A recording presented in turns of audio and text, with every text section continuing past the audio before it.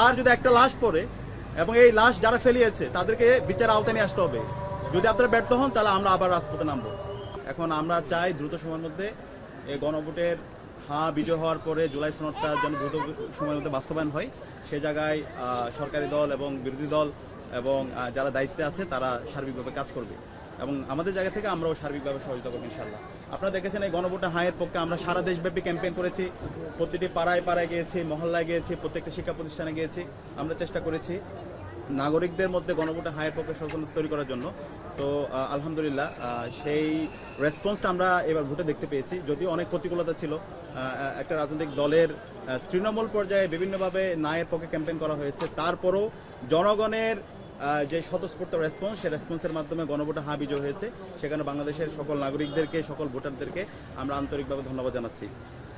আর এই জুলাই বিপ্লব পরবর্তী আমরা সবাই বলছি নতুন বাংলাদেশ, নতুন রাজনীতি, নতুন রাজনৈতিক সংস্কৃতি এবং এই নতুন সবকিছুর জন্যই আমরা আমাদের জায়গা থেকে চেষ্টা করছি। ডাকসুর জায়গা থেকে আপনারা দেখতে পেয়েছেন আমরা দায়িত্ব নেওয়ার পরে 4 মাসে আমরা দেখিয়েছি, এক্সাম্পল সেট করেছি কিভাবে সকাল ছাত্রের অধিকার নিশ্চিত করতে হয়, কিভাবে একটা নিরাপদ ক্যাম্পাস গড়ে তুলতে হয়, কিভাবে আমার যারা প্রতিপক্ষ আছে তাকে সম্মান করতে হয়, কিভাবে বিশ্ববিদ্যালয়ের জন্য একটা সকল মানুষ এবং সকল প্রাণীর জন্য একটা নিরাপদ ক্যাম্পাস হিসেবে বিনির্মাণ করতে হয়। তো সেই জায়গা থেকে আমরা এক্সাম্পল সেট করেছি। আমরা আশা করেছিলাম এবার নির্বাচন পরবর্তী ওই ধরনের একটা এক্সাম্পল হবে যেখানে সকল নাগরিকরা নিরাপদ থাকবে, প্রতিপক্ষ যারা থাকবে, যারা প্রতিদ্বন্দ্বী হবে তারা কেউ শত্রু হবে না, যে জিতবে এবং যে বিজিত হবে সবাই নিরাপদ থাকবে এবং যারা জয়ী হবে তারা বিজিতদের নিরাপত্তা এনশিওর করবে। কিন্তু আমরা অবাক হয়েছি, নির্বাচন পরবর্তী 24 ঘন্টার মধ্যে সারা দেশের মধ্যে 3টা লাশ পড়েছে, খুবই অপ্রত্যাশিত। এই জুলাই বিপ্লব পরবর্তী যদি এইভাবে আবার লাশের কথা আমাদের শুনতে হয় এবং শতাধিক জায়গায় আমরা হামলার চিত্র আপনারা দেখতে পেয়েছেন, আমরাও প্রতিনিয়ত পাচ্ছি।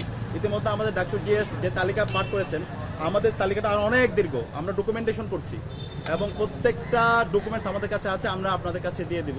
তো এটা আমরা অবাক হয়েছি, যেখানে এই জুলাই বিপ্লব হয়েছে এই ফেসিবাদী কাঠামো ভেঙে দেওয়ার জন্য, হাসিনাবাদী যে রাজনীতি সেই রাজনীতিকে ভেঙে নতুন রাজনীতি বিনির্মাণ করার জন্য। কিন্তু আমরা দেখতে পাচ্ছি সেই হাসিনার রাজনীতি, যে ফেসিবাদে আমরা যেমন দেখতে পেয়েছি নির্বাচন পরবর্তী সহিংসতা, মারামারি, হুমকি, দেখে নেওয়ার হুমকি, সেই রাজনীতি আমরা আবার দেখতে পাচ্ছি।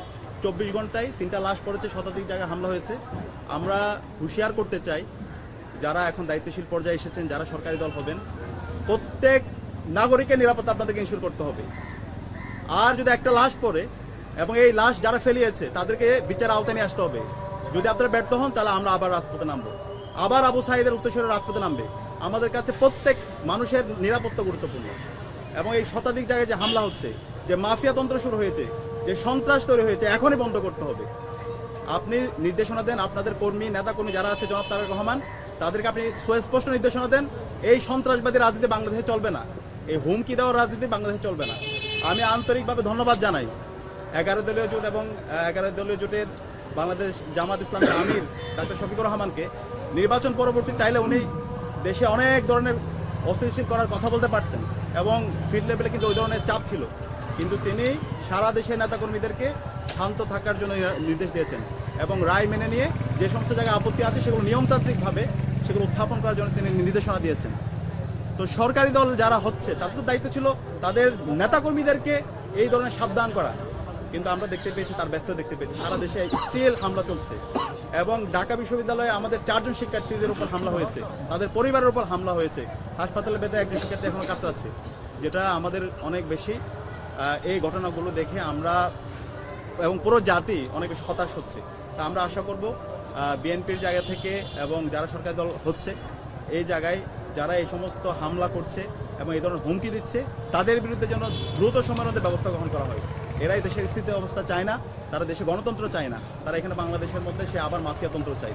সুতরাং এই যারা মাফিয়াতন্ত্র চায়, যারা সন্ত্রাসী, তাদের বিরুদ্ধে আমাদের জিরো টলারেন্স নীতি ঘোষণা করতে হবে। আমরা আশা করব জনাব তারেক রহমান সে জায়গায় তিনি তার নেতাকর্মীদেরকে সামলাবেন এবং দেশের একটা সুন্দর গণতান্ত্রিক পরিবেশ নিশ্চিত করার জন্য তিনি কাজ করবেন। একই সাথে আমরা দেখতে পাচ্ছি ক্যাম্পাসগুলোতে বিভিন্ন ধরনের হুমকি আসছে, শিক্ষার্থীদেরকে ভয় ভীতি দেখানো হচ্ছে, দেখে নেওয়ার হুমকি দেওয়া হচ্ছে। আরে ভাই, আমরা সাবধান করছি, এই হুমকির রাজনীতি এখন চলবে না। এই ঢাকা বিশ্ববিদ্যালয় এবং বাংলাদেশের প্রত্যেকটা ক্যাম্পাসের শিক্ষার্থীদের নিরাপত্তা নিশ্চিত করতে হবে। কোনো একজন শিক্ষার্থীর গায়ে যদি একটা টোকা পড়ে, আমরা আমাদের জীবন আমরা তাদের সামনে গিয়ে দাঁড়াবো আবু সাঈদের মতো। ঢাকা বিশ্ববিদ্যালয় এবং বাংলাদেশের কোনো ক্যাম্পাসে কেউ যদি গণরূপ তৈরি করতে চায়, গ্যাস রুম কালচার তৈরি করতে চায়, সে আবার ভাইয়ের পলিটিক্স তৈরি করতে চায়, সে আবার দাসের রাজনীতি করতে চায়, আমরা হইতে দিব না, আমরা বেঁচে থাকতে এটা হইতে দিব না, সেটা চলবে না, সে রাজনীতি গণ হয়ে গেছে। সুতরাং কেউ যদি আবার মনে করেন যে না ক্ষমতা আসছি, আমি ক্ষমতা দেখায় হল দখল করব, আমি ক্ষমতা দেখায় কারোর উপর নির্যাতন করবো, জুলুম করবো, সেগুলো চলবে না। যে করবেন তার বিরুদ্ধে আমরা প্রতিরোধ জারি রাখবো। আমরা যদি এরকম দেখতে পাই, এবং বিশ্ববিদ্যালয়ের শিক্ষার্থীদেরকে আমরা আশ্বস্ত করছি আপনারা কাউকে ভয় পাবেন না, সে যে হোক, কেউ যদি হুমকি দেয়, আমরা ইতিমধ্যে ডাকসুর পক্ষ থেকে আমাদের পেজে ঘোষণা দিয়েছি, আইন ও মানবাধিকার সম্পাদক নাম্বার দিয়েছেন, একটা মেল দিয়েছি, কেউ যদি হুমকি দেয় আমাদেরকে অভিযোগ দিবেন, আমরা দেশীয় আইন এবং বিশ্ববিদ্যালয়ের যে আইন সেই অনুযায়ী আমরা তাদের বিরুদ্ধে ব্যবস্থা গ্রহণ করবো। আমরা চাই না এই কথাগুলো আমাদের জন্য খুবই কষ্টের। আমরা চেয়েছিলাম জুলাই বিপ্লব পরবর্তী নতুন বাংলাদেশ হবে একটা ঐক্যের বাংলাদেশ।